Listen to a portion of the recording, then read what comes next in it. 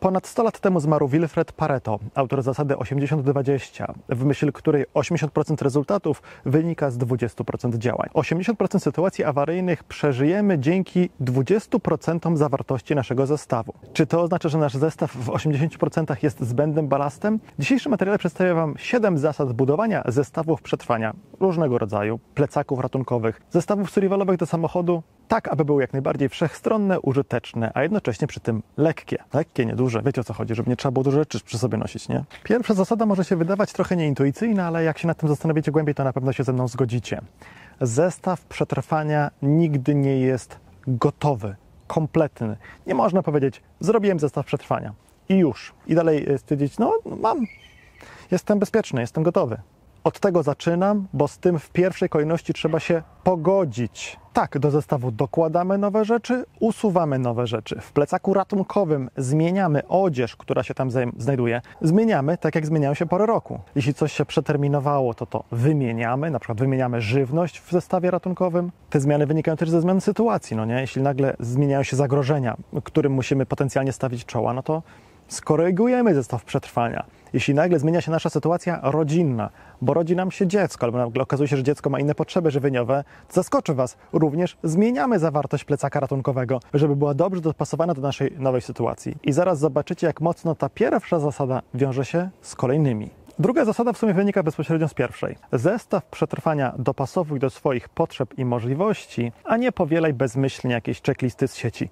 Gotowe checklisty są świetne. Nie bez przyczyny dajemy Wam checklistę do budowy plecaka ratunkowego. Gdy zapiszecie się na nasz newsletter, korzystając z linka znajdującego się w opisie pod filmem, albo w tekstowych notatkach do tego odcinka, jeśli słuchacie go w formie podcastu. Ale żadna checklista, choćby była to kompilacja 50 innych checklist, nigdy nie będzie uniwersalna. Ona zawsze będzie pewnym uśrednieniem, pewnym punktem wyjścia, który trzeba dopasować do swoich potrzeb. Ja kiedyś zbudowałem sobie zestaw przetrwania, taki tradycyjny zestaw survivalowy w takim charakterystycznym metalowym pudełeczku po kosmetykach jednej marki. Nosiłem go w kieszeni kurtki i nie skorzystałem z niego nigdy. Dlaczego? Ponieważ był dla mnie bezużyteczny w mojej sytuacji. Jedyne, z czego korzystałem z tego zestawu, to była głównie latarka. Ale dawało mi to takie poczucie, że jeśli w drodze z uczelni w Warszawie do domu, w Warszawie gdzieś po drodze zaginę w głuszy, mój samolot, autobus, którym jadę, rozbije się na Syberii, albo znajdę się na bezludnej wyspie, rozumiecie? To wtedy będę mógł z tego skorzystać. Poczucie bezpieczeństwa, które zestawy przetrwania dają, jest ważne, jest fajne, jest dobre, ale chyba nie chcielibyśmy, żeby dopiero w sytuacji krytycznej okazało się, że czegoś w tym zestawie brakuje, bo jest zrobiony źle. Chodzi po prostu o to, z czym się mierzymy, z czym się potencjalnie możemy zmierzyć na co dzień, nie?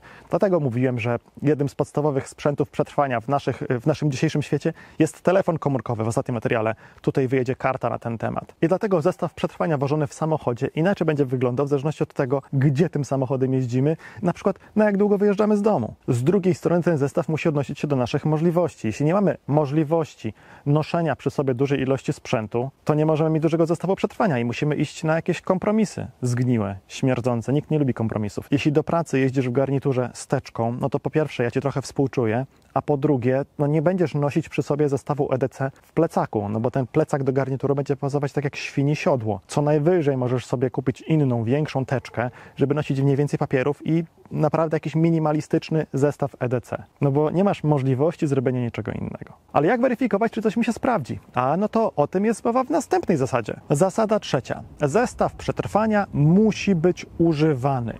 Ja wiem, co Wy teraz myślicie, to jest bez sensu, Krzyśku. Przecież ten zestaw ma być spakowany, gotowy i czekać na sytuację kryzysową. Zresztą więcej będzie o tym za moment. Tak, ale każdą z tych rzeczy z osobna trzeba przetestować. Trzeba sprawdzić, czy umiemy się nią posługiwać, a jeśli nie, to się, uwaga, zaskoczę Was, nauczyć, bo wyłącznie testując te rzeczy, używając je, sprawdzimy, czy są dobrze dopasowane do naszych potrzeb. Na przykład, no, kupiłeś świetny nóż, doskonale, super, ale bardzo szybko się tępie, Ty nie umiesz go naostrzyć. Czy to jest zatem dobry nóż do zestawu ratunkowego? Nie. Fantastyczny kompas. Super, ale z jakichś względów, nie wiem, przez wadę wzroku nie jesteś w stanie precyzyjnie go odczytać. Albo kupiłeś super mapę okolicy. Bardzo ładna mapa w plastiku, w sensie zalaminowana, odporna na wodę, nie? Ale akurat Twoja okolica przedstawiona jest na niej niedokładnie. Kupiłem kiedyś mapę turystyczną, bardzo ładna, ale jedna z górek, na którą chciałem wejść, miała na mapie podaną wysokość tam 750 metrów z groszami. W praktyce było to 250 metrów z groszami. To taki drobiazg, nie? 250, 750... Ale poza tym bardzo fajna mapa. To teraz wyobraź sobie, że kupujesz mapę, potrzebujesz się gdzieś przenieść, ewakuować z jednego miejsca do drugiego, idziesz drogą zaznaczoną na mapie, której w terenie w zasadzie już nie ma. Nie? I pomijam to, że powinieneś tę trasę sprawdzić, ale nie zawsze jesteśmy w stanie sprawdzić każdą trasę. No, z domu do celu ewakuacji powinniśmy sprawdzić przynajmniej kilka, ale w innych miejscach to po prostu fizycznie nie da się tego sprawdzić. Jeśli masz mapę, która już w kilku miejscach cię zawiodła, to się po prostu jej pozbywasz, a nie trzymasz jej jako części swojego plecaka ratunkowego. Ale żeby to zweryfikować, musisz tę mapę co zrobić? Użyć. Tak jak próbuję was właśnie przekonać. Więc używajcie rzeczy ze swoich zestawów przetrwania. A jak chcecie kupić taki zestaw, który będzie gotowy, kompletny, może nie do końca idealnie dopasowany do waszych potrzeb, ale gotowy, nie będziecie go w ogóle ruszać, to oczywiście mamy takie coś w ofercie naszego sklepu. Zestaw przetrwania w puszce. Otwiera się go jak puszkę z rybkami, ma w środku bardzo dużo przydatnych rzeczy i można go traktować jako taką ostateczną ostateczność. W sensie w razie sytuacji awaryjnej otwórz wieczko. Ale każdy inny zestaw przetrwania, każdą jego część powinniście przetestować solidnie, wszechstronnie. No może z wyjątkiem filtra do wody. Zasada 4. Pożycz, kup, sprzedaj, wymień. Wszędzie tam, gdzie budujemy zestaw przetrwania i mamy ograniczoną przestrzeń, ograniczoną masę, bo nie możemy ze sobą za dużo rzeczy nosić. Chodzi tu o zestaw EDC, o plecak ratunkowy, z którym będziemy się ewakuować. Szukamy rzeczy, które muszą spełniać często wzajemnie wykluczające się kryteria. Szukamy rzeczy funkcjonalnych, niezawodnych, dobrej marki, a jednocześnie przystępnych cenowo. I tych cech bardzo często pogodzić się nie da. To wszystko powoduje, że kierujemy uwagę w stronę rzeczy, które są po prostu drogie, no bo wszystkie inne parametry są ważniejsze, nie? I pierwszy plecak ratunkowy skompletujemy z rzeczy, które już najczęściej mamy w domu, bo wykorzystujemy je w turystyce, jadąc na ryby i tak dalej, nie? Potem analizujemy, co nam się sprawdza, porównujemy to ze sprzętem, który mają koledzy, którzy mają znajomi ludzie na grupach dyskusyjnych, trochę pożyczamy tego sprzętu, czy korzystamy z tego sprzętu, kiedy się z kimś widzimy na jakimś zlocie na przykład, albo właśnie ze znajomym pojedziemy na ryby, nie? Kupimy coś używanego, coś sprzedamy, co nam się nie sprawdzi. Wszystko po to, żeby nie mieć 21 kompasów i 37 noży. Takie zbieractwo do niczego nie prowadzi, więc z jednej strony pozbywamy się czegoś, co nam się nie sprawdziło, a z drugiej strony szukamy rozwiązań, żeby coś sprawdzić, nie wydając na to dużo pieniędzy. Na przykład właśnie kupując coś używanego. Naprawdę nie trzeba kupować nowego multitoola. Nie trzeba. Jeśli jest sprawny, to może być używany. I części z was lepiej sprawdzi się używany markowy multitool, a części z was lepiej sprawdzi się multitool z marketu, z dyskontu. I nie ma w tym nic złego. Nie można powiedzieć, że zawsze droższe jest lepsze. Nie. Bardzo często, ale nie zawsze. Zasada 5. Mogliście ją nieco wcześniej usłyszeć między wierszami. Zestawu przetrwania nie wolno dekompletować. Ten zestaw ma leżeć gotowy, żeby nie trzeba było go gorączkowo pakować. Ale jak to pogodzić z tym, że mamy te rzeczy testować, Krzyśku? Bardzo prosto. Wyciągamy multitool, żeby nim coś przykręcić. Okej, no możemy używać w tym celu tego multitoola, który mamy w zestawie przetrwania, a potem pakujemy go z powrotem do zestawu.